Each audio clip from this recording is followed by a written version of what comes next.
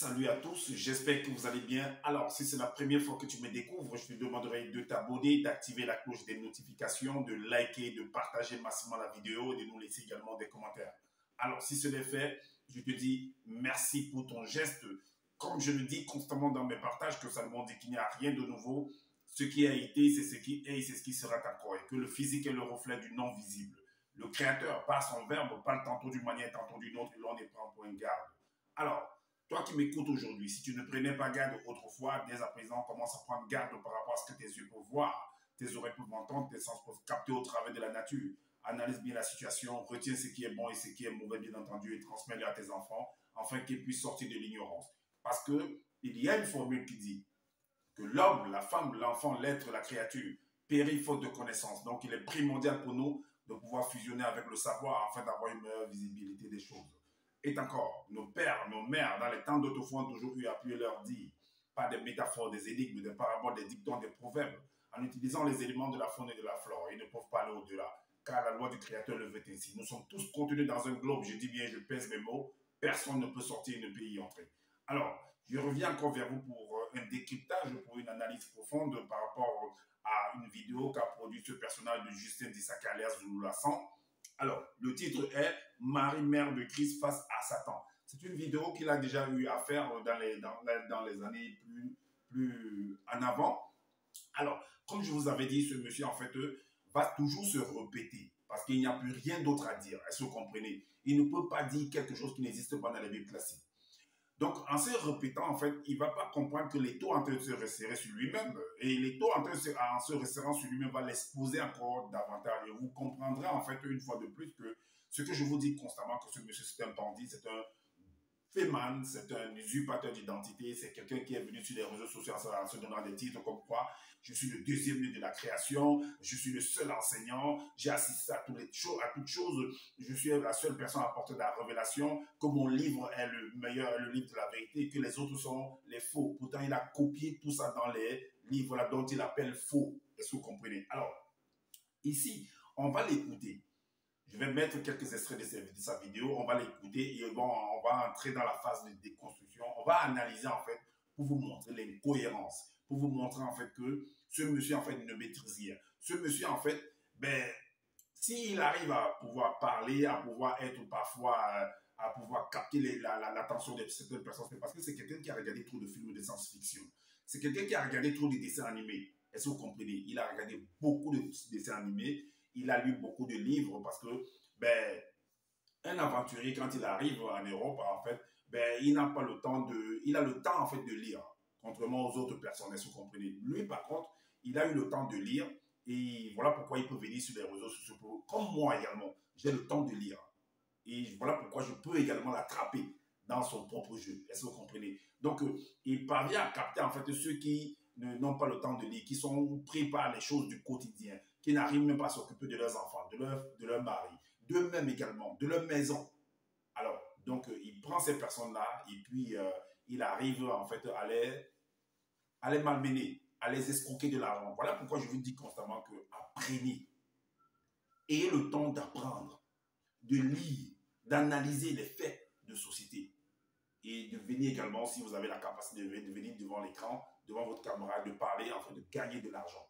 C'est possible pour tout le monde. Est-ce que vous comprenez? Ne vous laissez pas faire. Alors, on va entrer, donc on va écouter ce monsieur-là. Vous allez comprendre son truc de Eyumé. Eyumé, en fait, lui, il appelle Eyumé dans sa langue. Selon les Bibles, on l'appelle Marie. Que Marie s'est retrouvée face à Satan. Du n'importe quoi, en fait. Ça, vous voyez que ça ressemble à l'histoire du corbeau et du renard. On va l'écouter, hein? On va l'écouter. Le soi-disant seul enseignant. Le voilà. Voilà le seul enseignant. Écoutons-le. Que l'homme noir, parce que c'est la question de l'homme noir. L'homme noir, en parlant de l'homme, on parle de l'homme noir. Parce que c'est le but de manifester l'homme noir. Donc l'homme n'a point. Donc vous remarquez qu'il est toujours en train de faire la promotion en fait. C'est comme ça dans chaque entreprise. Et lui, il fait la promotion en fait de l'homme noir. Moi-même, je suis un noir, mais je ne suis pas là pour accepter des barrières. On est là pour manifester en fait l'impartialité. Est-ce que vous comprenez? Donc, pas de parti pris. Alors, c'est pas parce que je suis noir que l'autre, par exemple, un non-noir, que ben, lui ne mérite pas en fait de vivre. Est-ce que vous comprenez? Nous tous, nous sommes des créatures.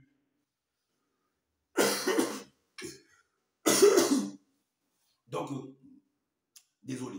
Donc, nous appartenons tous au Créateur.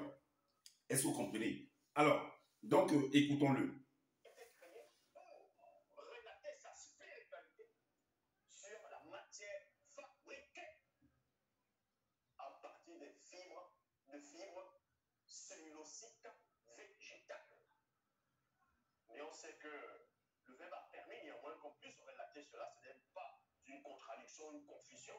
C'est à cause de plusieurs personnes qui oubliaient quand on les relatait des récits de l'homme, de la parution, de la création, des lois des précèdes, des ordonnances, et le mauvais esprit, donc Satan, y compris les marques de loi, vous l'avez comme moi appelé dans les bibliothèques classiques, les anges déchus, avaient coutume de tromper l'homme, de lui faire croire le contraire de ce qu'il aurait entendu, sans cela il était permis qu'on puisse relater cela dans des rouleaux, afin que ceux qui ne sont pas forcément pleinement dans le quotidien assistés par le Mundi puissent lire et retenir. Satan nous dit ici. Ok, vous venez de l'écouter.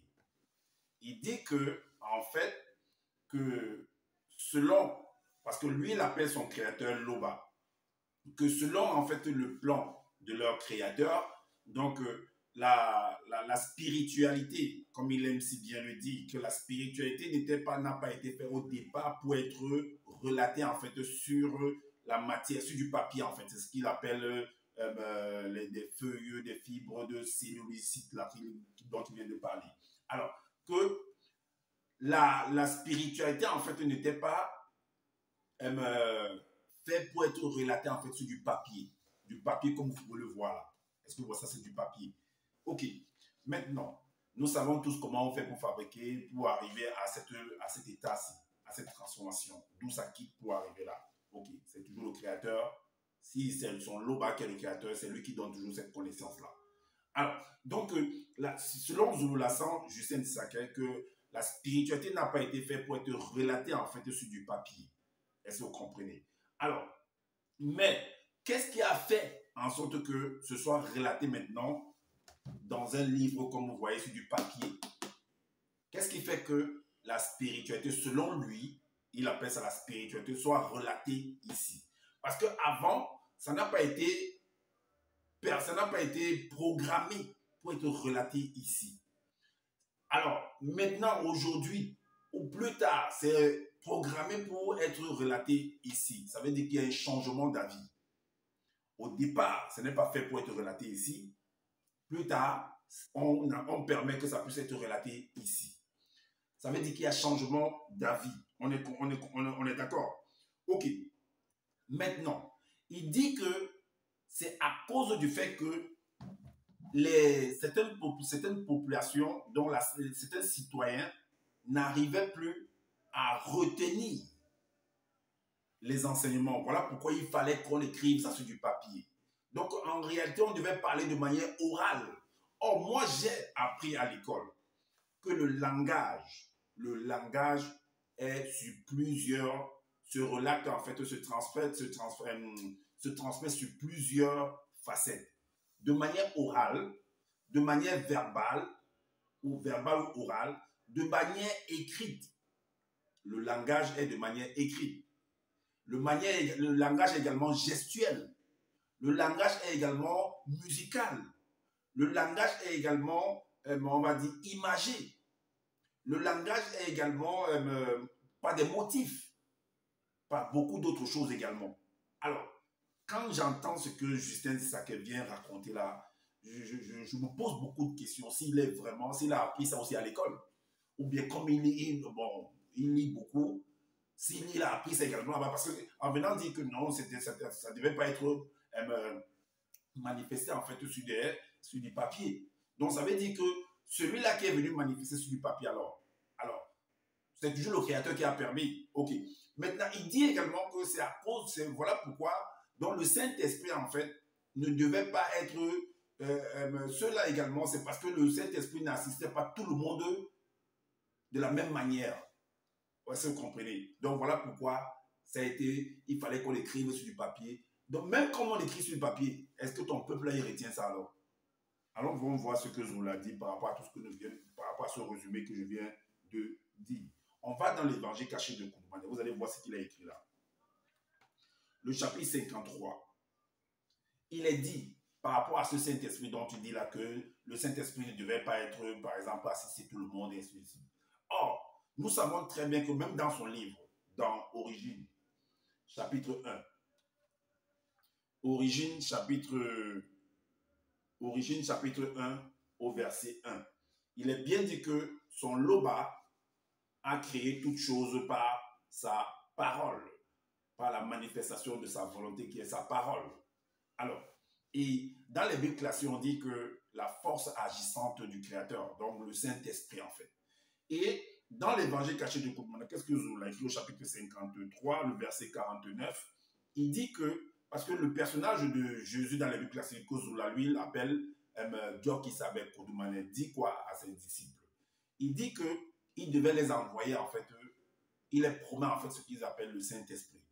Donc le Saint-Esprit qui est censé en fait leur rappeler toutes choses. J'ai comme l'impression que je me demande si avant le Saint-Esprit n'était pas là, ou c'est maintenant quand son Dieu qui savait promet que le Saint-Esprit va venir en fait. Or, toute chose a été faite par le Saint-Esprit, par la parole de Dieu. Donc, c'est inadmissible, c'est incompréhensible en fait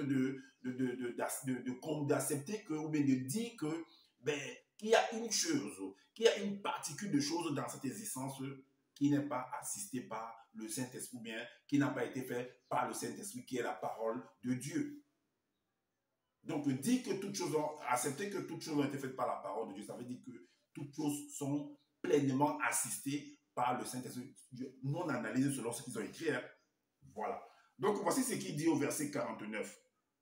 Il dit que quand le mundi, c'est-à-dire le mundi mambale, c'est-à-dire l'esprit de vérité, sera venu en tant que consolateur par le deuxième, il conduira les non-initiés graciés dans toute la vérité.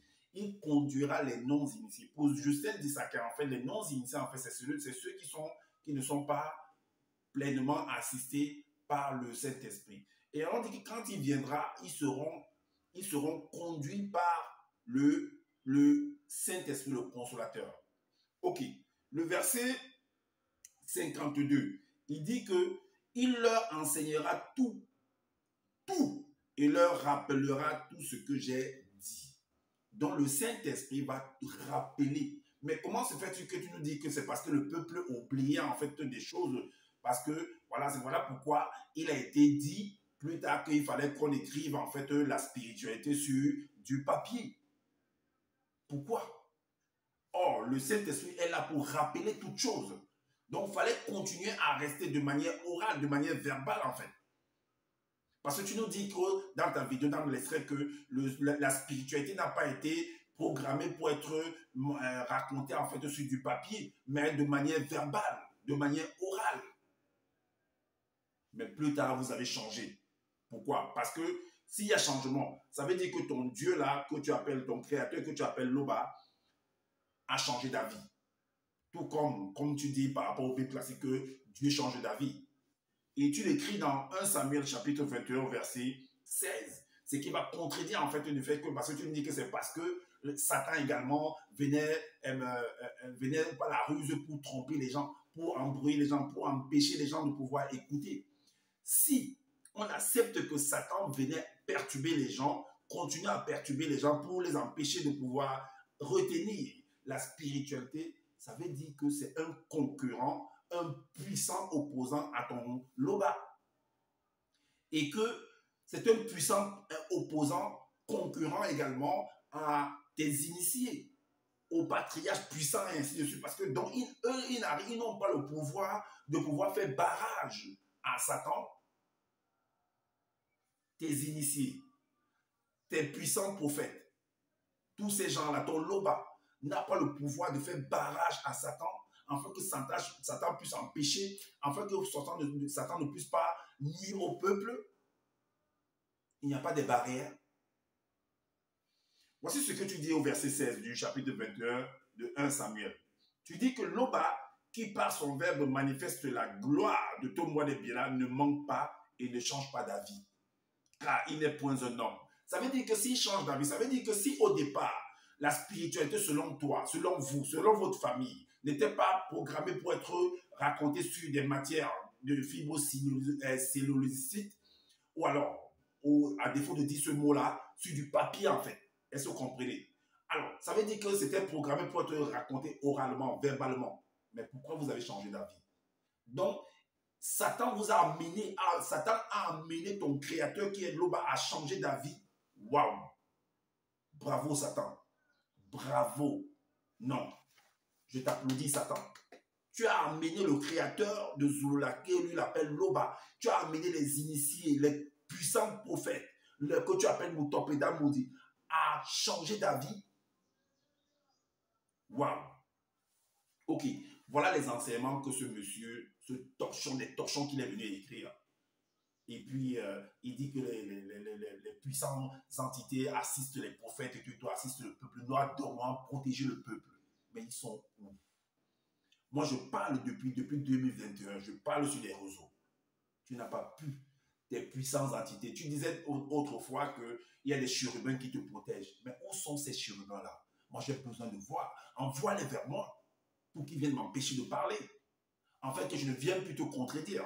Que je ne vienne plus exposer en fait tes lacunes. Que je ne vienne plus exposer en fait ton manque de lieu, ta méconnaissance de l'histoire. Ton ignorance. Où sont ces chérubins qui te protègent? Où sont ces entités dont tu dis que Loba, c'est bon, ton Loba est où? Vous venez m'empêcher de parler. De la pourriture comme ça. Alors, donc vous allez comprendre que il parle en fait, puisqu'il dit que Satan aime Eyoumé qui est Marie face à Satan. Ok, déjà, il va commencer par la maman de Marie, que lui l'appelle Eyoumé. Lui l'appelle également, la maman de Marie l'appelle Nami Saber. Ok, certainement il a lu dans un livre, dans d'autres livres que peut-être on ne connaît pas de cette histoire-là. Ok, il va dire en fait que cette maman va être enceinte. Et c'est ce qu'il a écrit dans le livre de l'Évangile caché de Koumbané, au chapitre 1, le verset 8. Allons lire. Il dit que voici que tu es stérile, donc une entité, un ange, je ne sais pas comment il s'appelle celui-là, quel est son nom, Justin dit ça que tu dois seulement savoir, va apparaître à la maman d'Eyoumé, à la future maman, à la maman d'Eyoumé, donc de Marie. Il va lui faire comprendre que tu es stérile, les mêmes propos, les mêmes scénarios en fait, du n'importe quoi. Alors, voici que tu es stérile et tu n'as jamais eu d'enfant. Tu vas devenir enceinte sans l'intervention de ton époux. Alors, c'était une femme selon, parce qu'on parle d'époux, ça veut dire qu'elle était mariée. Alors, qu'est-ce qui a fait que cette femme-là, Nami Saber, et son époux, qui ne puissent pas avoir d'enfant? Ils avaient quel âge en ce moment-là? Et rappelez-vous que ça se passe dans un village. Et le village, en fait, il y a le village et il y a la ville. Mais ces gens-là, parce que ceux qui vivent au village, en fait, vous allez même visiter, allez voir, regarder des images d'aujourd'hui, parce que lui dit que c'est en Afrique. Ok, ceux qui vivent au village, comment ils vivent, allez voir comment ils vivent. Allez voir. La ville, c'est autre chose. Est-ce que vous comprenez? C'est autre chose. Donc, allez faire la différence. Vous voyez à qui, à quel individu, à quel genre de personne allait s'adresser là. Alors, voilà qu'il y a un couple qui n'ont pas d'enfants. Et généralement, au village, il y a tous les écorces. Si vous n'arrivez pas à arriver en ville ou si vous n'avez pas les moyens pour pouvoir aller à l'hôpital, consulter des grands docteurs pour résoudre vos problèmes, au village néanmoins, il y a des écorces. Il y a de la connaissance. Vous avez la connaissance. Mais qu'est-ce qui fait que cette femme-là n'arrivait pas à avoir d'enfant? Ou alors vous allez peut-être, tu vas venir peut-être me dire que c'est parce que il était prévu qu'elle puisse avoir un enfant spécial. C'est ça? Ok. Donc, il lui promet que tu vas devenir enceinte. Un peu comme on avait dit à la femme d'Abraham, qui est Sarah. On lui avait dit que tu devais avoir un enfant l'année prochaine. Et même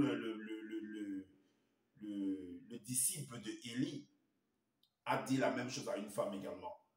Oui, dans les Bibles classiques, vous pouvez lire l'histoire. Donc, tu vas devenir enceinte sans l'intervention de ton époux. Et nous savons que dans la science, pour qu'une femme puisse être enceinte, il y a en fait,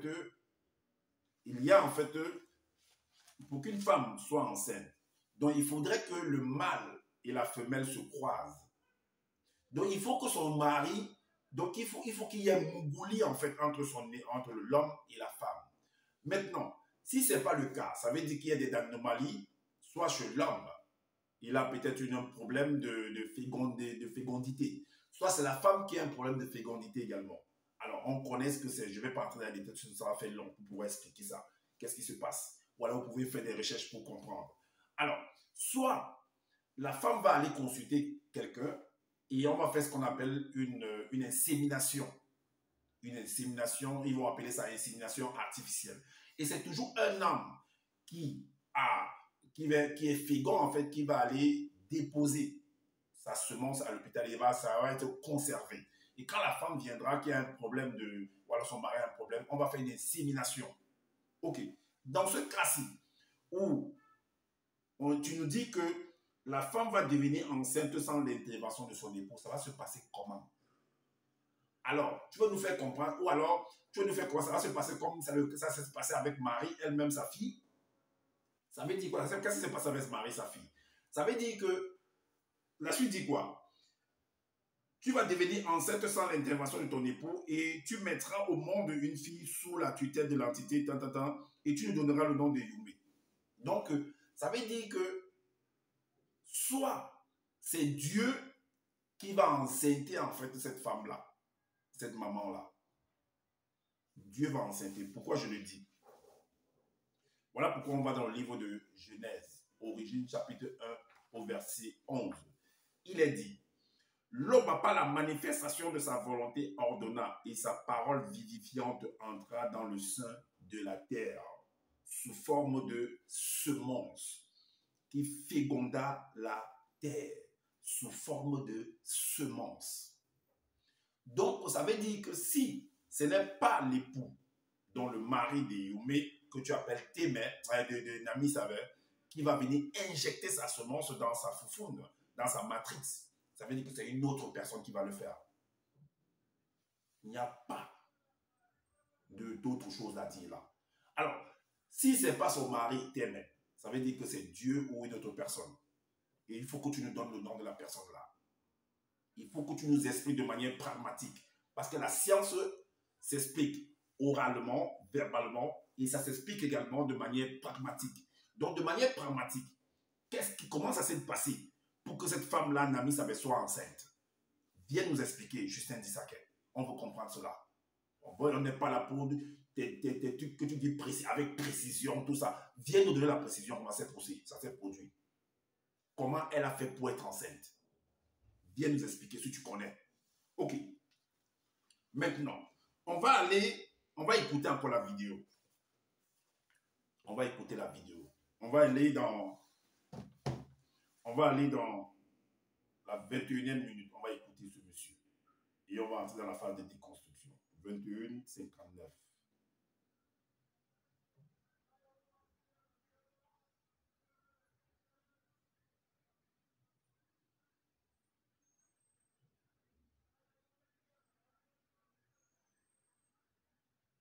Écoutons-le. Échouer cette prophétie. Parce qu'il sait qu'il y a quelques personnes, il y a la lumière qui viendra pour le démasquer, pour reprendre la clé, pour reprendre la puissance qu'il a interpellée à l'endroit par la rue. Ok, là il nous fait comprendre que Satan, en fait, il y a une lumière, parce qu'au travers de Yumé, qui est Marie dans la Bible classique, un enfant devait venir dans le monde. C'est ce qu'il nous dit. Et ils ont écrit que, parce que cet enfant-là, quand il est né, il dit que je suis l'astre brillant, je suis la lumière qui éclaire le monde. Est-ce que vous voyez? Bien qu'il a dit à il a que, ben voilà, mon royaume n'est pas de ce monde. Si mon royaume vraiment était de ce monde, mes serviteurs seraient venus et puis combattre à mes côtés. Ok. En tout cas, ce sont eux qui disent qu'ils ont écrit ça. Après, il dit que, avant, il dit que il est la lumière du monde. C'est lui qui éclaire le monde. Mais toi qui éclaires le monde, ça veut dire que s'il y a l'obscurité, toi tu mets la lumière.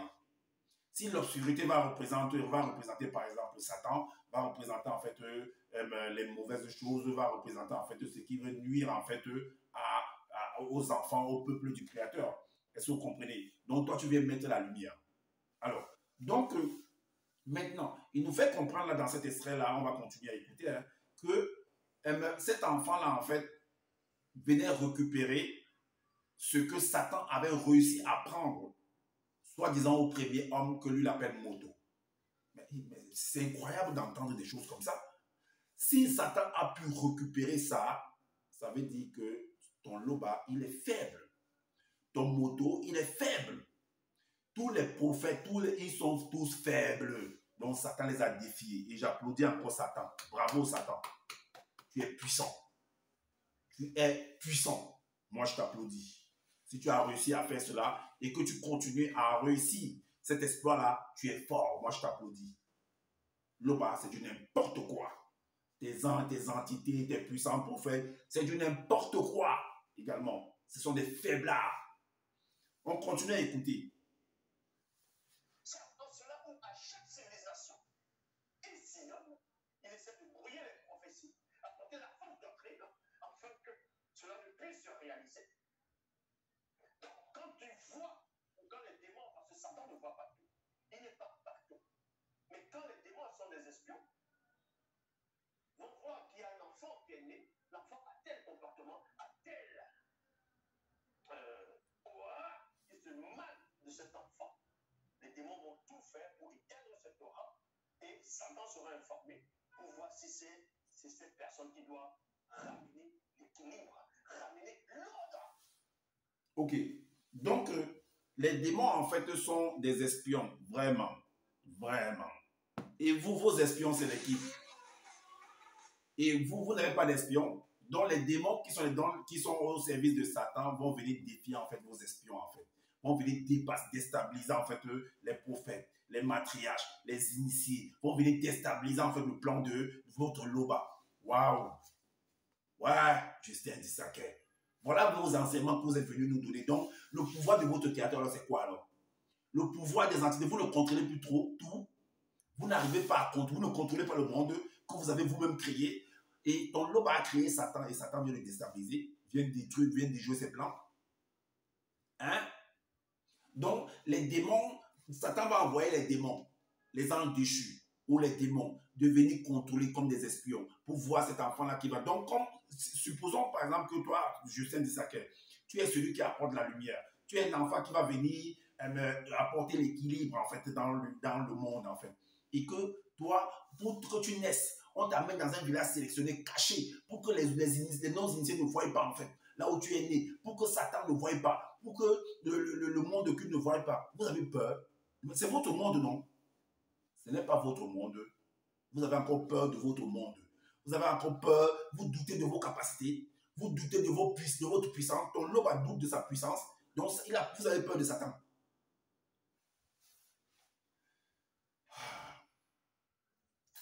Vraiment.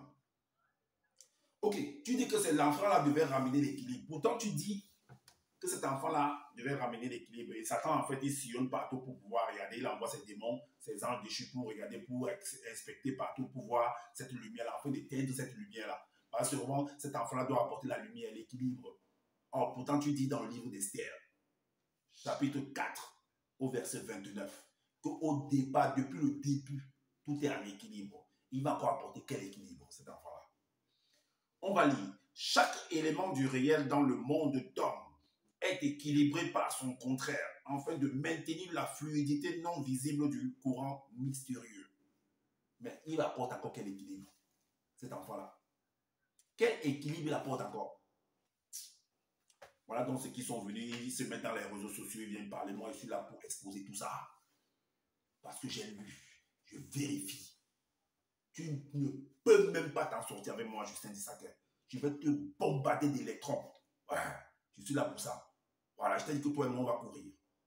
Tu penses que je t'ai dit que montons marche ensemble, mais non pas les mêmes prix. Tu as gâté ma part, je vais te poursuivre jusqu'à la dernière énergie. Même si tu meurs, je suis encore vivant, je vais venir sceller, je vais mettre les chaînes sur ta tombe. Pauvre con que tu sois. Alors, donc, un gras des égouts, petit tétard, bomboka, caïman, sans corde, rat. Donc, il dit donc dans le livre de la conversation, en fait, de Eyumé, que lui l'appelle Eyumé dans Marie, selon les Bibles classiques. Alors, mais déjà, au chapitre 2, le verset 8 et 9, voici ce qu'il écrit. Zola écrit que la petite fille grandissait et se fortifiait en esprit, en sagesse, sous la protection exceptionnelle des plus puissants prophètes et matriarches initiés du village. Donc, elle est née dans un village, en fait. Je ne sais pas où en Afrique, là-bas, dans un village. Pas en ville, hein. Pas dans les grands hôpitaux, tout ça, bien soigné, bien, avec tout le matériel. Non, au village. Dans la précarité, là-bas. OK. Donc, elle avait 8 ans. Parce qu'il est dit, à l'âge de 8 ans, la jeune fille devint très avancée spirituellement et les yeux de son esprit s'ouvrirent.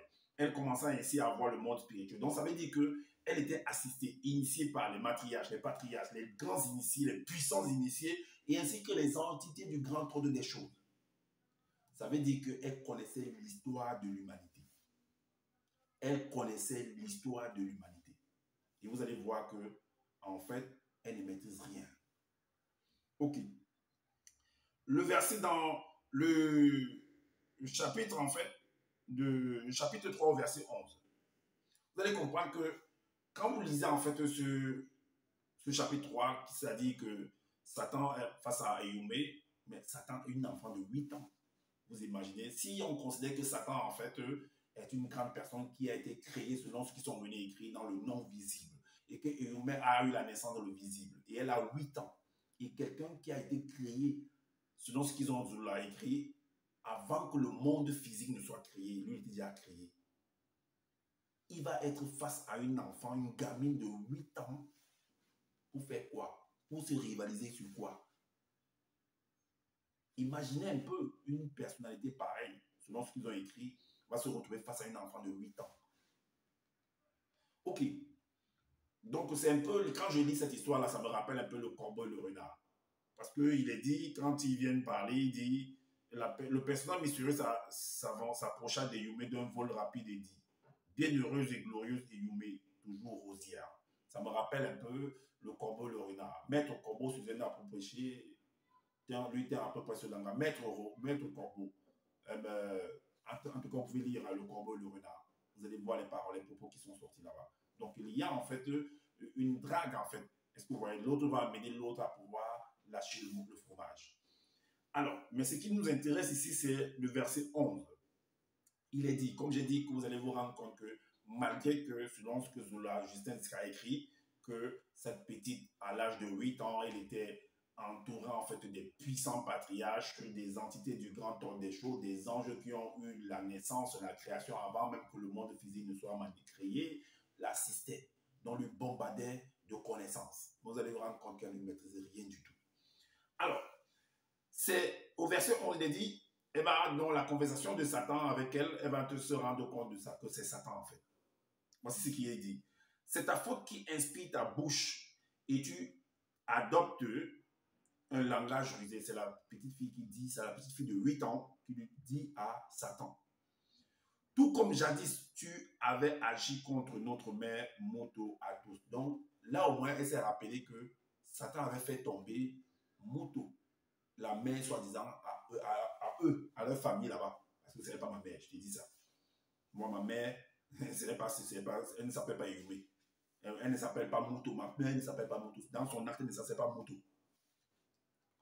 Alors, donc, maintenant, elle rappelle à Satan que il y a une histoire qui dit que, voilà, tu avais fait ceci, tu avais fait cela. Là, au moins, elle a retenu l'histoire. Mais on va voir si, bien devant, elle va retenir également l'histoire.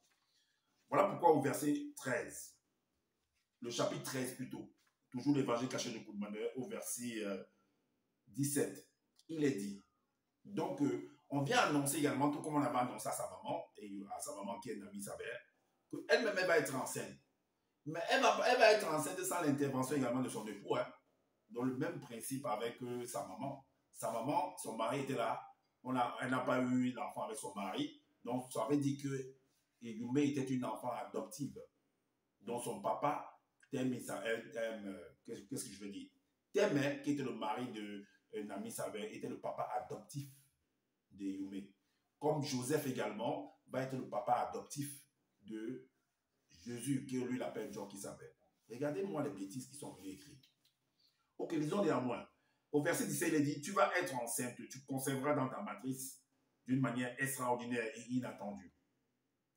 Alors, le verset 20 nous dit, et Yume dit à Ben Ngoudi, comment cela sera-t-il possible?